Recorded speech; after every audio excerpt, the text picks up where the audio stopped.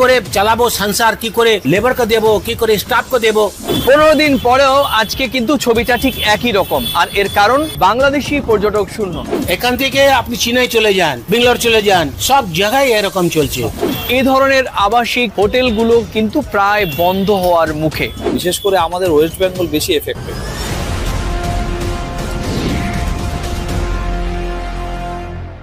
ছবিটা একদমই পাল্টায়নি। যে ছবিটা আমরা দেখেছি 15 দিন আগে, ঠিক একই রকম ছবি এখনো নিউ মার্কেট এলাকার মার্কুই স্ট্রিটে।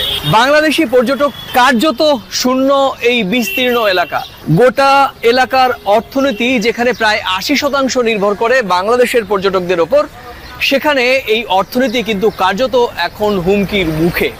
কলকাতার Marquis street, Rafi Ahmed Kidwai street, Sudder street, এই এলাকাগুলোর দুই ধারে এরকম অসংখ্য ছোট বড় আবাসিক হোটেল রয়েছে। এখানকার স্থানীয় ব্যবসায়ীরা বলছেন এই হোটেলের সংখ্যা কম বেশি প্রায় 250, এবং তাতে কমপক্ষে 5000-এরও বেশি কক্ষ রয়েছে। আর এই কক্ষগুলোর অধিকাংশই ভাড়া নিয়ে থাকেন বাংলাদেশ থেকে আসা পর্যটকরা। ভিসা সংক্রান্ত জটিলতার কারণে বলা ভালো, শুধুমাত্র মেডিকেল ভিসা ছাড়া পর্যটক ভিসা বন্ধ হওয়ার ফলে এ ধরনের আবাসিক হোটেলগুলো কিন্তু প্রায় বন্ধ হওয়ার মুখে।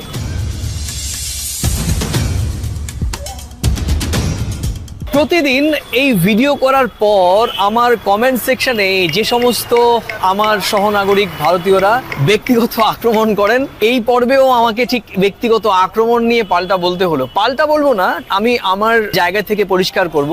দেখুন, আপনারা আপনাদের দৃষ্টিভঙ্গি থেকে বলছেন যে বাংলাদেশি নাগরিক বা বাংলাদেশি পর্যটকদের ভিসা না দেওয়ার জন্য আপনারা এটা ভেবেছেন যে এই ভিসা ব্যবস্থাপনা প্রত্যেক দেশের সঙ্গে প্রত্যেক দেশের এটি কূটনৈতিক শিষ্টাচার।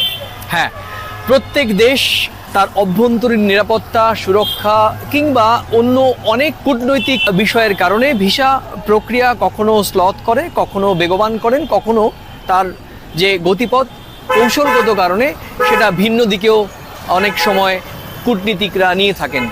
ভারত এবং বাংলাদেশের মধ্যে এই চলমান রাজনৈতিক উষ্ণতার যে সম্পর্কের জের, সেই জেরের কারণেই এই ভিসা সংক্রান্ত জটিলতার মধ্যে পড়েছেন বাংলাদেশের পর্যটক। ভারত বাংলাদেশিদের ভিসা দেওয়া বন্ধ করে দিয়েছে।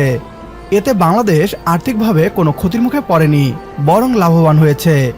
কারণ বাংলাদেশিরা প্রায় প্রতিদিন 750 কোটি টাকা কলকাতা গিয়ে ব্যয় করত, যা এখন 99% কমে গিয়েছে। অন্যদিকে ভারত প্রতি বছর বাংলাদেশের পর্যটকদের কাছ থেকে 4 থেকে 5 বিলিয়ন ডলার আয় করত। গত 3 মাস যাবৎ যা বন্ধ হয়ে রয়েছে।